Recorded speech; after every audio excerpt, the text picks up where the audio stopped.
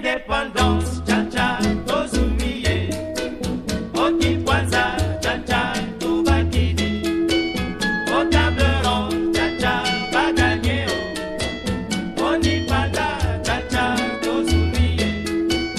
Indépendance, cha-cha, tozumiye. Ah, la chaleur là, c'est trop, hein. On n'arrive même pas à dormir. Moi, j'ouvre les fenêtres, hein.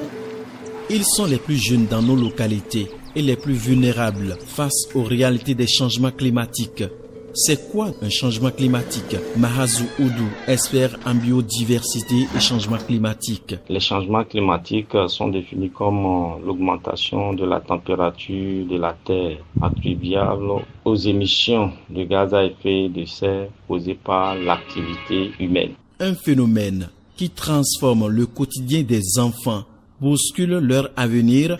Nous voici au domicile de Dame Souebatou, la quarantaine environ, mère de 3 enfants, tous écoliers. Ces enfants ont abandonné cette année les classes pour faute d'inondation dans leur école en début de rentrée scolaire. Les enfants ne vont plus à l'école. Vous voyez les 3 enfants qui sont en train de jouer de l'autre côté, ils étaient à l'école. Mais comme il y a eu inondation dans leur école, papa a dit c'est mieux qu'ils aillent au champ avec lui. Je me demande maintenant quel sera l'avenir de ces enfants. EPP Kwaratedji, une école située à quelques kilomètres du centre-ville de Malanville. Nous sommes à 43 degrés sous l'ombre. Les voilà, naïfs, confinés dans une même salle de classe pour suivre les différents programmes pour faute de toiture emportés par un violent vent. Maman Dossou Eric, directeur de cette école, très triste face à ces bouts de chou, nous reçoit. Un violent va emporter une grande partie du bâtiment de l'école. On est obligé de mettre ensemble les classes CM1, CM2, ce qui ne favorise pas l'acquisition du savoir. Tous ces facteurs du changement climatique impactent négativement sur les productions et causent la malnutrition. Docteur Orukuku Orukoni, médecin coordonnateur de la zone sanitaire Malanville Karimama. Du soleil impacte sur les aliments et à travers l'impact que cela donne, il y a une réduction des protéines et des micronutriments dans ces aliments-là. Tout ce qui est antioxydant ne vient plus en quantité au niveau de l'organisme. Alors ça entraîne une malnutrition.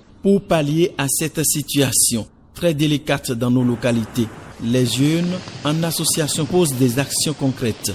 Auspice à l'Oignon, président du conseil communal des enfants de Malanville. Nous avons organisé des ateliers éducatifs dans les écoles. Nous avons également mis en place des projets de reforestation où les enfants ont pu planter des arbres. De plus, ils partagent souvent ce qu'ils apprennent avec leur famille. Dans cette lancée, l'État ne baisse pas les bras.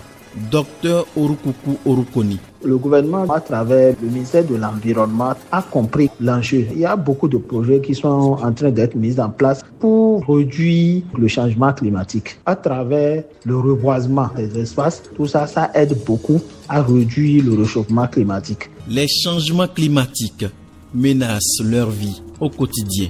Mais une chose est claire, l'engagement des adultes à travers les actions pour un futur meilleur s'impose. Unissons-nous pour relever les défis.